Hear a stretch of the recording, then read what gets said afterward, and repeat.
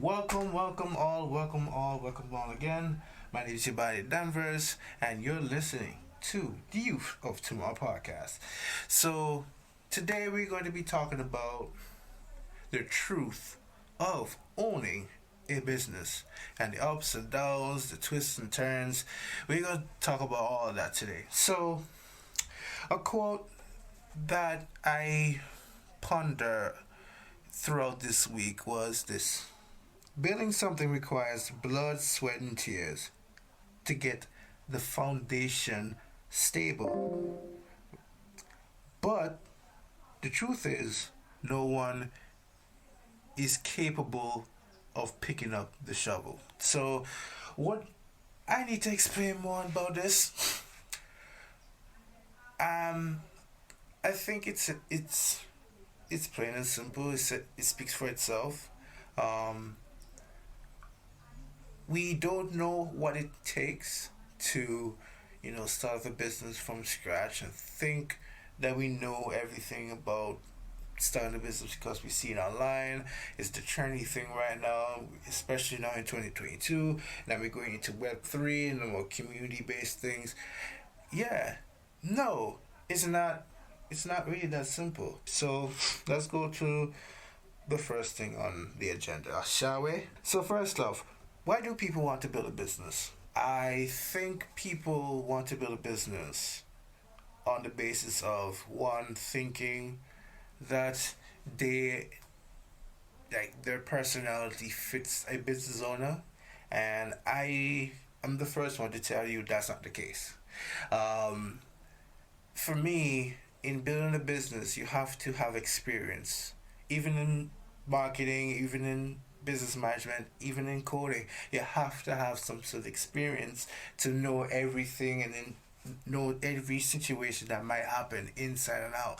So if you have the experience to run a business, then you can run a business properly.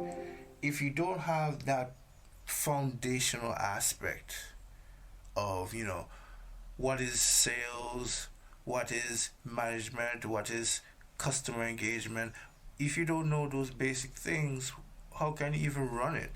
I Even before I came on this podcast, I was doing a little deep diving to why do people want to build businesses, and one of the things that I came across is their is this thing, this from um, this article here, which is their creativity doesn't fit the corporate environment.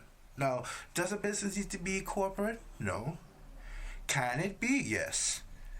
Because if you're in the creative space, especially if you're talking about agency work, if you talk about agency work, if you talk about photography, if you talk about graphic design, if you talk about web development, all creative agencies is corporate, I can argue.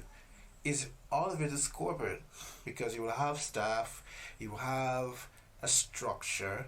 It's not like a painting that you just put two colors together and just splat it on there. No, it's something you have to structure. You have to put the little line, a thin touch of this and this and that, and make it into a beautiful canvas of just beautiful artistry, and have it all well thought out and being executed perfectly. Now, that you can, I can argue every business is a corporate. Everybody is corporate. It's just that what this article says, their creativity don't fit a corporate mode. My thing is, if you start to sell and you start to derail yourself, go into the customer interactions and stuff, you're corporate.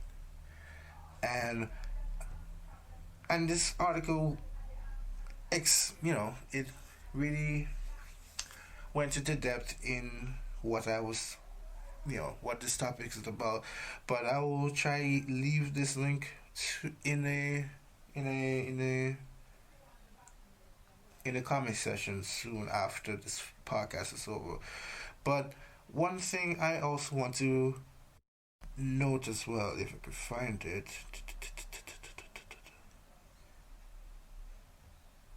they want to take action. You know, they embrace opportunities.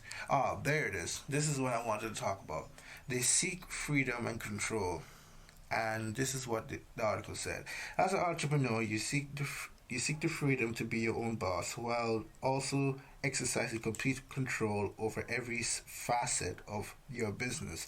This preference is often why conventional jobs aren't a great fit for entrepreneurs, as they offer either way, if also offer a may and may not feel like much of a challenge. So when you're coming from an employment background, it's pretty hard. It's pretty hard to say, hey, I'm gonna just run this because of my skill set. But there's a leadership aspect of running a business that not every corporate person or any person that are employed know the sacrifices, all the nights that persons have to, just to maintain something, which is something, maintain the business, which is something I want to talk about later down this podcast. But essentially, in with freedom and control, you have your own freedom and control with doing the business. It's true. It's fun. It's exciting. You get to call your shots and all that stuff. But if you don't know the privilege of having that freedom and you build the foundation in ego, then what is your business really? Like, what is it really? Is it something that is it something that people are going to grasp to? Is it something that, people will want to be a part of? Because if you have freedom of control, that will reflect on your business practices.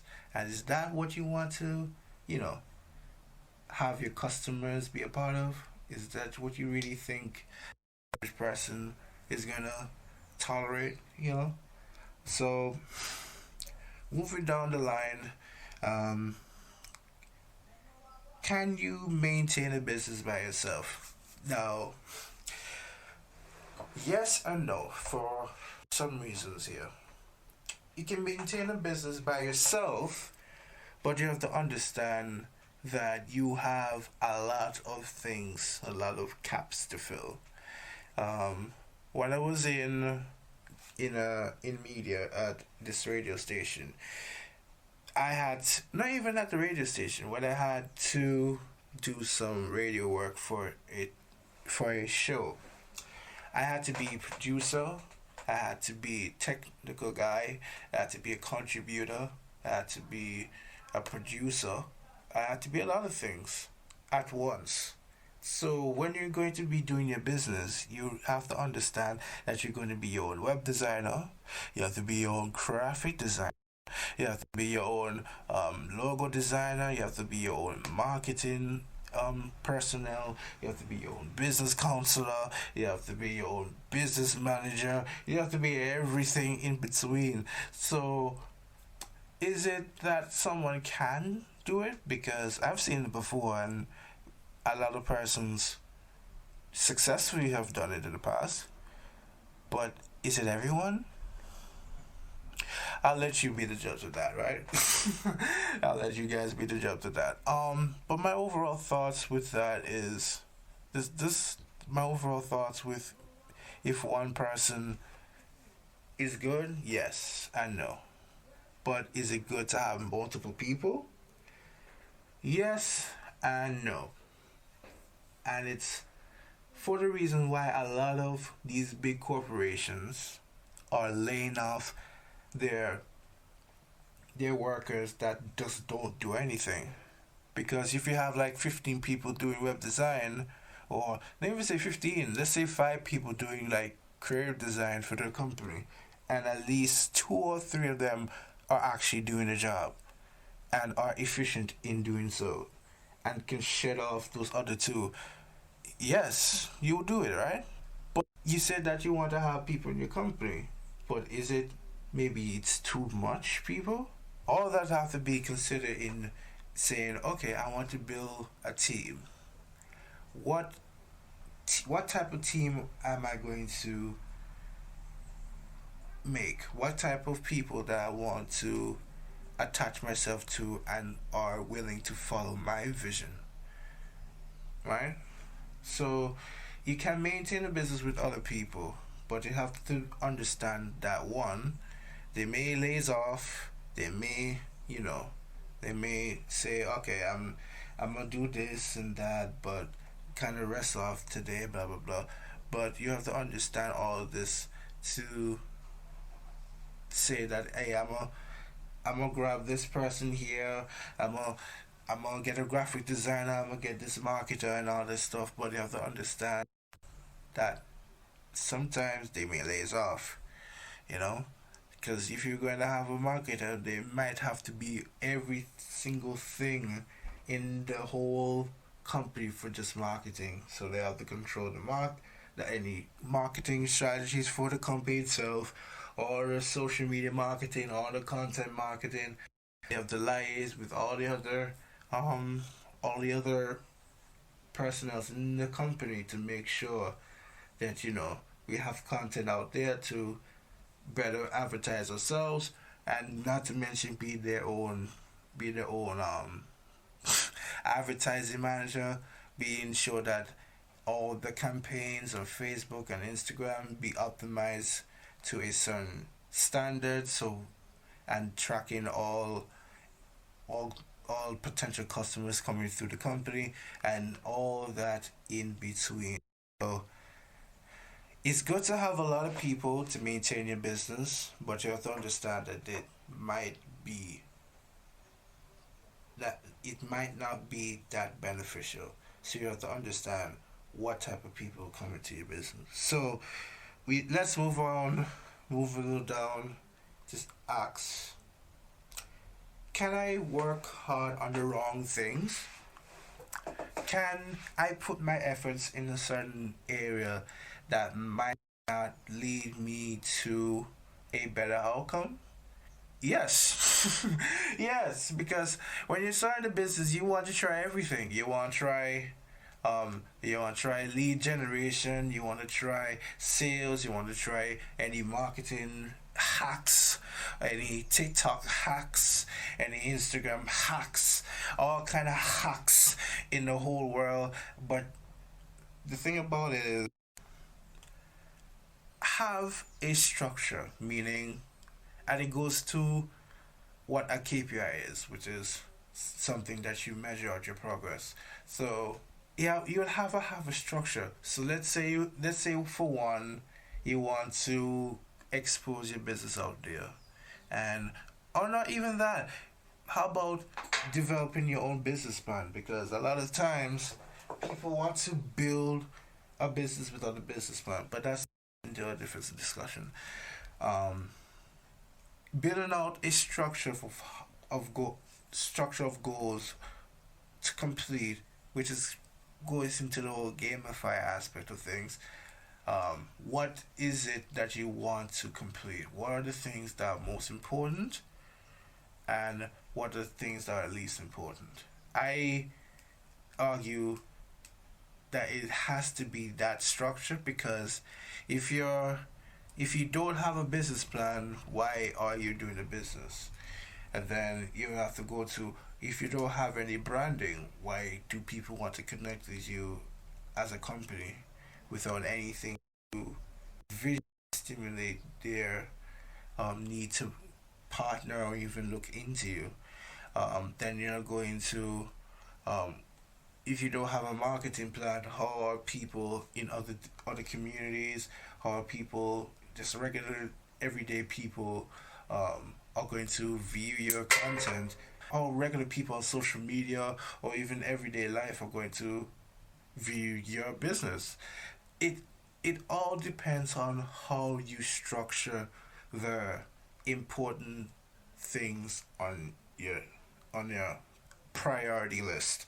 Because I've been a victim of putting my eggs in one basket. I think Glenn can attest to this. Um, I I work hard. That's the that's the bottom line for me. I work hard. I work hard, hard, hard until I can't do it anymore. So I remember a time that I was doing a lot of emails.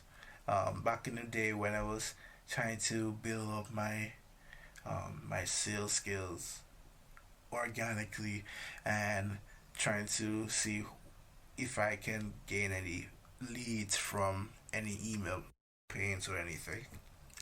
And I was just doing that constantly, constantly for months and months, and it didn't went anywhere technically. Why? Because I said, okay, I'm gonna do this, but I'm gonna do this for a long time until something breaks, and then when that breaks, then I do go into it fully, which is a bit it's a bit toxic. It's just not really helpful because if you're going into something, let's say you want to find a customer base for your, I don't know, for fast food. You're selling chicken, you're selling burgers and stuff, and you want to find a proper base, and you're being in this one area for at least 2 months, and maybe there's just a couple persons that come by and all that stuff, maybe have some support from your family and friends, but there is not as much people coming through. All you need to do is go around your neighborhood or go around to other neighborhoods, see where it's a populated area, which goes into changing course of your of what you're focusing on, and see, okay, there's a lot of people coming through this area, and I feel if I do go here, maybe I can get some more leads, I can get some more customers, and it's more organic that way. That's the whole thing in terms of, in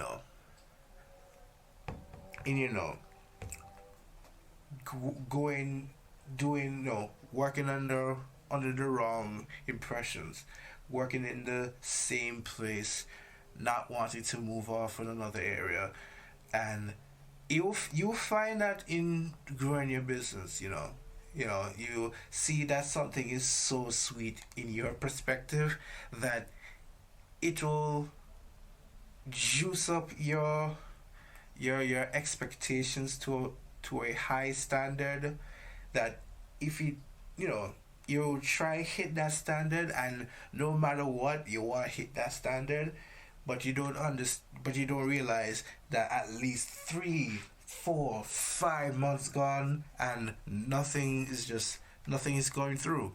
So I would say, if something is not working for 2 months, that's the and it's not even that long either.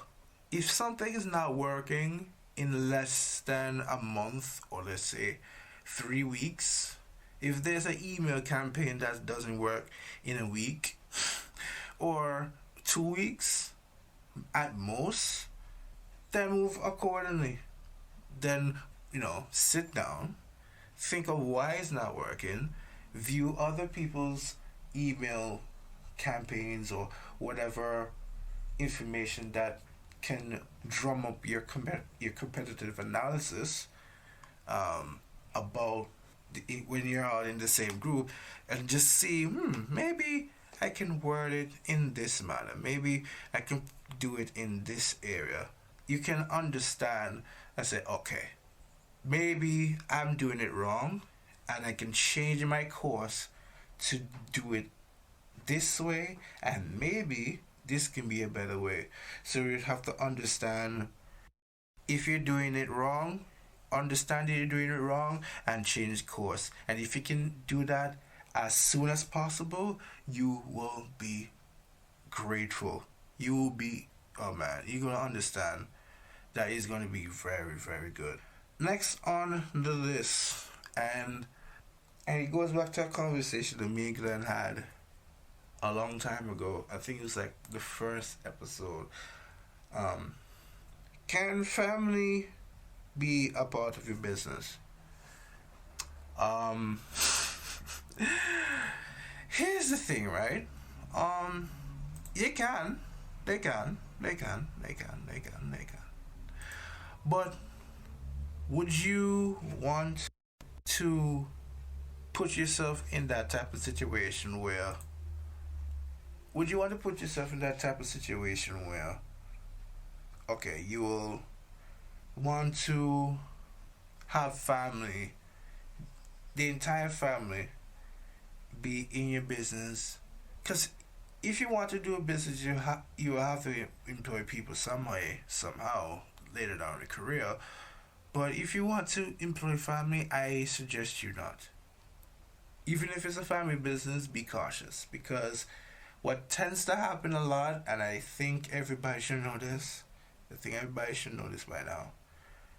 If you're going to start a business and there's family a part of it, they're going to have their interpersonal grievances and carry that energy into your personal life, which is absolutely uh I can't even I can't, I can't even ponder the word.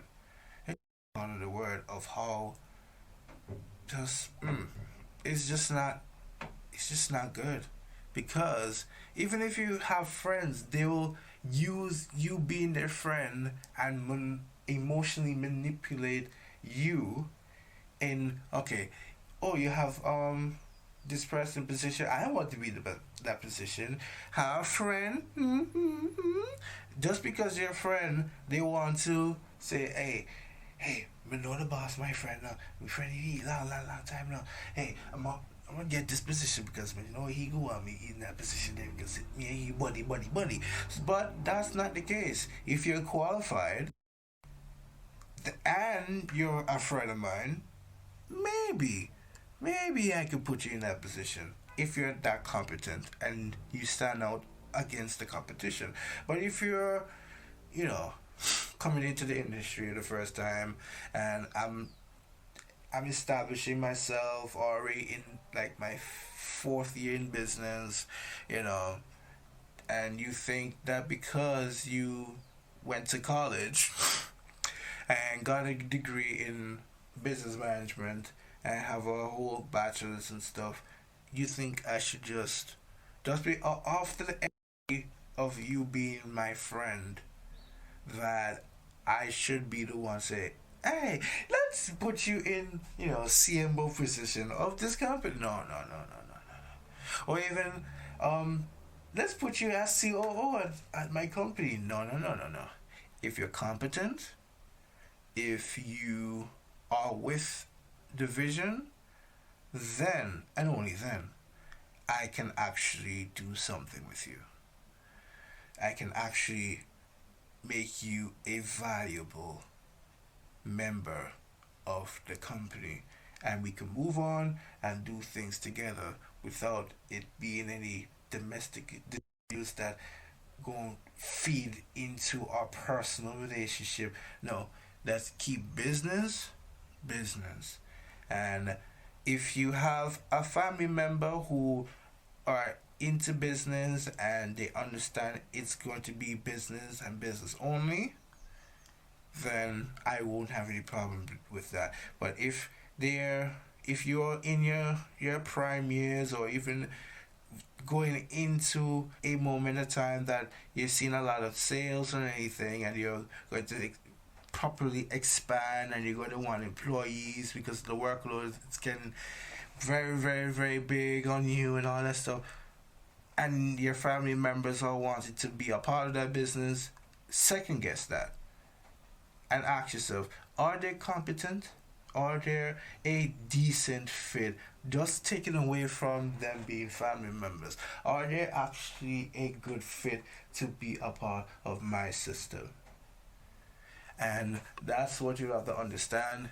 That's what you have to recognize as you're building out your business and owning the business. So I think this is time to go into a break, and we'll be right back. Yeah, I hope that you all loved that first half of that of this discussion. Now we're going into the second half, and I wanted to preface this, and if someone realized that the beginning part of this discussion is was about building your business, just putting that caveat right there. Um, we were talking about the early stages on building the business from the ground up and seeing what type of people are best suited for the company and everything. This is all building the company into a position that it can be maintained and sustainable. And right now, I want to go into the maintaining side of the business, of in your own business. So, how long would it take for a business to succeed? Now, this is a interesting question because it all depends on if the people that you're targeting, you know, get into your message and finds you out.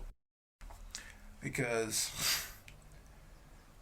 without the people, without the customers, there is nothing.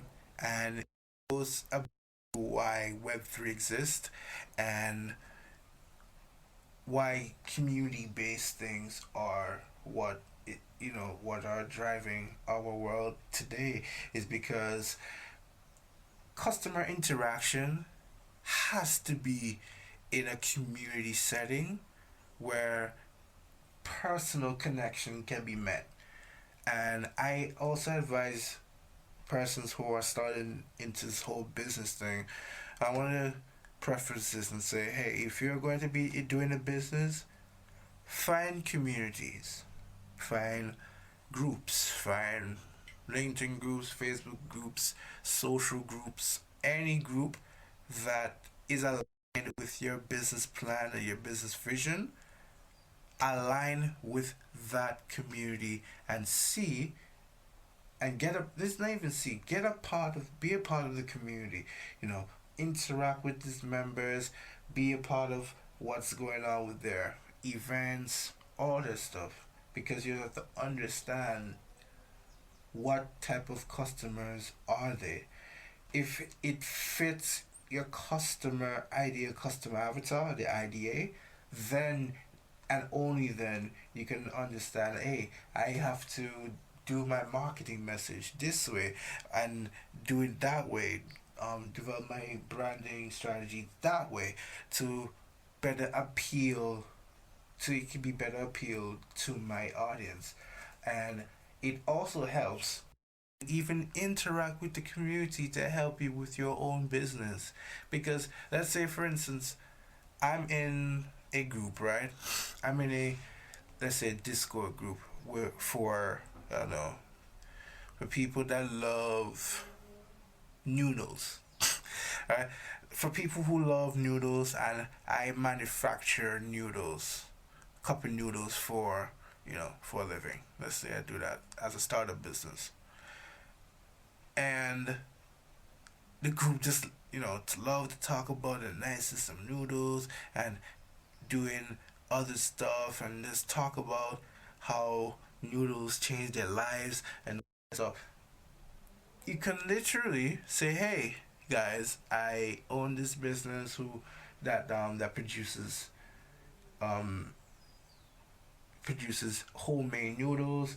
I manufacture it in house and I'm looking to expand my customer base.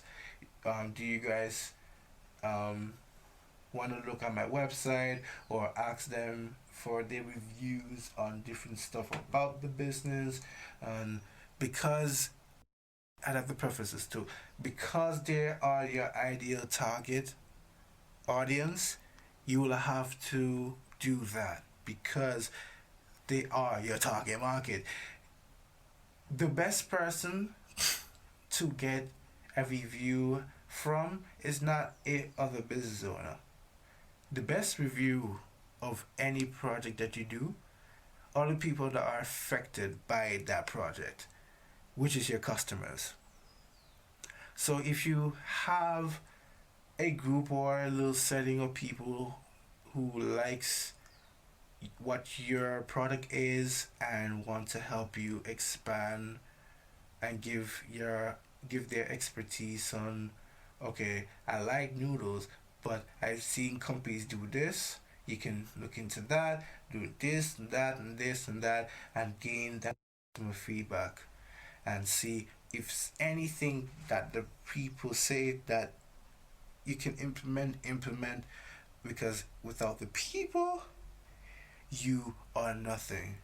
And I know I went to the whole tangent about the customer base, but I believe that's really what it is because you can't pinpoint like a number of when a business can succeed.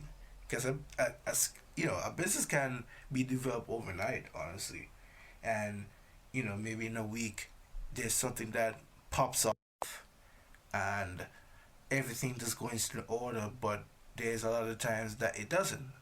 And not to mention though saying that in a year or two or even 3 years businesses drop off. Business businesses just never amount to anything. You can pinpoint that number, but there's not a specific number. And it all goes to how you structure your business, how you're engaging with the community of customers that actually wants to interact with your product. With all that being said, and we've discussed a lot of the things that you have to take on, being your marketing manager, being your own accountant, being your own business manager, being your own tax filer, being your own copywriter, being your own SEO manager, all that stuff. And you can outsource this, by the way, but you will have to gain those skills. For me, this is my opinion because I do this whenever I see there's something that I need to do for whenever I have my own business, which is if there's a opportunity to learn this or do this course and do this and do that, not even if I don't like it, I still want to learn some things about it. So I'm not a novice of when a web designer just completely mess up my UI something. I can say, "What boss? Hey, what is this? What's this code here? I don't know what it is. You need to fix this. It just doesn't look good. You have to do this way and blah blah blah." So you have that type of expertise going, you know, back in your customer, going back in your expertise and you running the business. Um, but the biggest question is the entrepreneurship life worth it? And I think in life there's risk, but if you don't go ahead and you know try it out, because if you want to be a business owner, you'll have to experience some things. You'll have to bump your head against the wall, bolt up your head against the floor, and do all kind of stuff and understand the pain, understand what can drive you insane, and what can be a beneficial factor for you to efficiently do work properly. There also is that factor as well of you wanting to do your own thing and doing this and that and think that you as one person think that you can do everything. This is not the case. It's just not the case. You can do it, but Do you really want to have all of that pressure? You really want to say, hey, I don't know if I want to sleep tonight because if I don't sleep, there's going to be no sales. You really want to have that pressure on you? Do you really want to have the naysayers saying, oh, you can't do a business? You're not even fit to do any group projects when you was in high school. How the hell do you even think that you can even build a business or anything? You should just be an employee. You just need to go back to school. You need to do this and that. Do you really want to have that pressure? And a lot of people say yes. Despite that, I don't blame you, but you have to understand it may, what sacrifice it may cost to do all of that. To me, it helps to have people by your side to guide you in a in a specific direction, in a righteous direction, because there'll be a lot of persons that think they know business and they don't know anything. They may be in business for maybe 2 years, but they failed at everything. They they quit after like 4 weeks of starting their e-commerce store and say they didn't know everything about business. No, no, no, no, no, no. You can stay there and learn from me, but I rather say, okay, I'm gonna learn from this entrepreneur guy down the street who has been, you know, selling, I don't know, selling water for like 3 months to five, maybe 4 to 5 months, and he's been getting a lot of persons that buying his water through by this lead and this and that, and I want to learn how he came to that, any sales tactics that he can offer me. That is the type of person that I want to connect. Not even that. How about a person who has been built multiple businesses, but maybe they came out of that life but want to mentor people? That's also an example of people that you'll want to have in your circle, because that is a way that you will become sane in this whole process and doing business and filing this and doing that.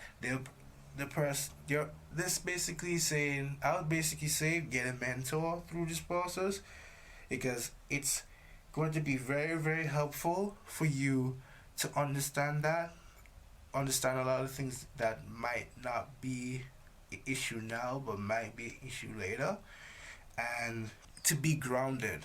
You know, a lot of persons in business are now getting to be a you know a cocky douchebag.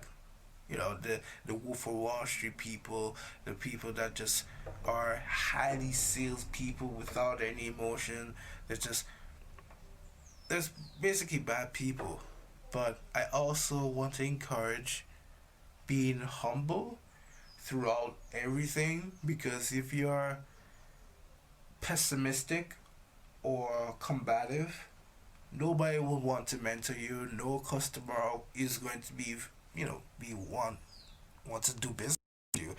Nobody's going to do anything with you if you're not a student of the game, if you're receptive to advice, and discern the rightful advice directly affects that potentially affects your business. So let's say, for instance, you get into your highs of your start of your career. Maybe a game goes by and there's this one piece of content, or there's that one email campaign, or that one little community in Discord or LinkedIn or whatever, and that group or that thing made they just have burst of new leads, and you have their hiatus of say, yeah, I did this, blah blah blah, and you pump and being ego, just stepping your ego trade and blah blah blah. You can go into that because there's a lot of people who have that trade. But do you want that to be something of substance, or do you want that to be lasting? Do you think that being humble is bad? Do you think you have to be this obnoxious guy who does great things but is a horrible person to talk to? And it even goes to the whole corporate thing in gaining employees. Would you rather someone with 5 years experience in web design but you can't get along with them? Or would you want to have at least a person with maybe 2 years of experience in web design but is absolutely a great person to talk to? They learn from their mistakes, they constantly adapt, they don't think that they know it all, and they always say that they don't know it all, and that's why they want to learn more and more and more and more. That's a person that I want to, bring on. I think everybody would want to bring down that person, even to a intern. Would you want to have an intern who has past experience in business for like maybe 2 years, or maybe say 4 years in business, but just because they know that they know things in business, they just think they know everything? Or you want to have that intern that say, hey, I've been in business for like 2 years, 3 years, and built this and this and that, but I don't think I know everything. And I want to learn from you guys. What are your guys' process in doing things? And maybe what you guys teach me, I can maybe duplicate that in my business. And so on and so forth. Don't be a douche. Be humble. Be receptive. Be a student to learn. Right? How hard is to find those? It also goes back to the discussion of how long would it take you to stabilize and maintain your business? Because if you don't have a customer base, then nothing is going to work. You know, if you have, if you're in a community for the longest, maybe that's not the way to go. Or maybe you have to divert into traditional ways of media and advertising. Maybe that's the way for your business to get out there. Maybe it's not social media interactions, because you will have a lot of impressions but no one is converting to actual customers. You'd have to try things. You'd have to experiment. You have to do a lot of research and development, a lot of A/B testing, a lot of things that may contribute, but you have to test them out to understand if it's something that you would want to go into. You know, it's very hard. It's very, very, very hard to get clients initially. But if you have a strong business plan, if you have a strong vision, if you have a strong story to why customers want to do business with you, then you can say, hey, I know I have this story, I have this business plan, I have this vision. You can then market that. You can market that. Sorry, there. You can market that idea to your target audience and bring it as a story base, because a lot of people right now are doing this whole advertising thing and wanting to be in front of people as much as possible and all that. But if you don't have a story or anything compelling for me to even look into you more, then no. Because there's those people that say, "Hey, do you want to build this business and generate 15,000 leads in 5 months or 3 weeks? Then come to my masterclass." No. As soon as I hear that, then I immediately just destroy any. I just completely just destroy any thinking of me wanting to go into that at any time, because it's the same trait that marketing agencies have. It potentially bribing people to be a part of their business because they advertise a 250% lead generation through their marketing efforts and through their marketing strategy, and think that that applies to every business under the sun. There's no one way of doing it. There's no one way of doing it. That's why you have to experiment. That's why you have to understand what your business is, so you can better market your product or service to to your ideal customers. If you don't do that, why do you want to do a business? Why do you think that you're suited to do a business if you're not even considering factors that may contribute for you not to have any customers? And that's ultimately why a lot of business fail, you know. That's ultimately why a lot, I'm telling you from experience, a lot of businesses fail, because I even did another little dive into this subject, and there's four of the many reasons why like people in business like fail miserably, you know.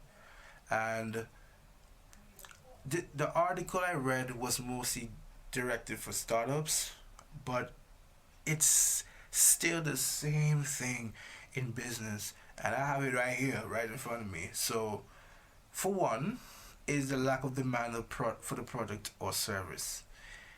Understanding your segmentation, which is the group that you're trying to target yourself into, which is maybe restaurants, but then you have that target audience of fast food restaurants in this section of in this city, and blah blah blah. If you have, that's why businesses, a lot of business fail. If you don't have that root target in mind, why do you think that that your product or service is going to be profitable for your business? You know. Number two, they also talked about cash flow problems, which is not really a system of, yeah, it's not really something for business, but I can do understand, if you want to do a business, you have to understand that you have to pay some money, you know. If you want to start a company, or a even a agency for marketing services, you have to get training, because YouTube is not the only place that you want to gain your skills from. You have to go online to learn some things, and you have to spend money to learn those things, and get certified from established institutions to probably to possibly be qualified to for people to even read into you and understand what you do. You have to spend money. Don't think that you don't. Trust me, I've been through that myself. That's a story for another time, of me paying over $1,000 to e-commerce site. But let's move on to number three. Oh, that was such a good time. That was such a good time. I can't wait for you guys to hear all our stories. But number three in this article is problems attracting the right talent, right? If you have a business and the people are not with the vision, the business are going to is business going to fail. No matter if it's the right talent, I argue, even if it's the right talent, if the people don't even like what you do or don't understand what you do, the people are just going to be in there just for filler, that's going to throughout campaigns just because develop a business plan. Well, not business plan. Just develop a marketing plan that might not fit the mold for what you want for your ideal customers to better advertise or better market the products and services to them. You have to understand that not all the talent that you gain will be best fit to, be a part of it, because you have to understand, even if you have the right talent, you will have to make sure that what you put out there is something that your team are going to grasp and run with it, right? And the last thing on this list is not researching the competition. Now, I can see so much about this, but I'm gonna keep it short and sweet. In competitive analysis, you will have to research and research and research and research. Oh, did I say research? And do more research into every competitor in your niche. Because back to when I was talking about being in communities, you don't know if those same competitors might be in those same communities. So you have to understand what they do, how they do it, why they do it, to whom they do it for, so you can say, okay, I see what you do here, and do that process for all your competitors. So if you manufacture noodles, understand who are the other people in that niche does the same thing, and what do they do to make themselves successful and make themselves have a lot of leads. Look into their social media, look into all of their practices in their home city, see if they do any advertising or anything major in their own town, or even if it's your own city, see what type of impact that they're leaving behind, and do some do some surveys on how effective do they think that this company's advertising is, and have they ever thought about doing business with them, and if they didn't, why is that, and blah blah blah, and do all them those background research into why they're successful, and maybe off of what they, you can do it yourself, but you can do it your own way. And that goes into why you might want to do business, is you have that one factor, that one unique selling point that completely will literally just blow your competition out of the water. Will literally say, yeah, I do marketing services for small businesses, but I do free consulting with no money in between. If they like it, they do business. If they don't, if they do like it, let's do business. But it's their decision. But you offer something in the back end that nobody is willing to, compromise.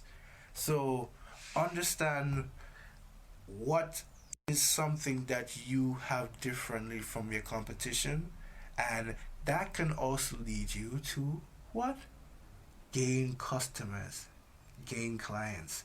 Because if you can get that done, if you do your research and you have a lot of people in that niche that would like to have that piece of that service that you may introduce, that you can introduce to the people, you're on your way. All you need to do is to make sure that you have a strong business plan. Make sure that the vision that you have and the goals you have for the business properly aligns with you as a person, so that when people discriminate the idea, you can come back and say, no, I this is my life. This is the reason why I name it the company this way, or I do my branding this way, or I do this way, and maybe off of that, people will want to join you. But you have to understand the fundamentals, the foundational aspects in building the business.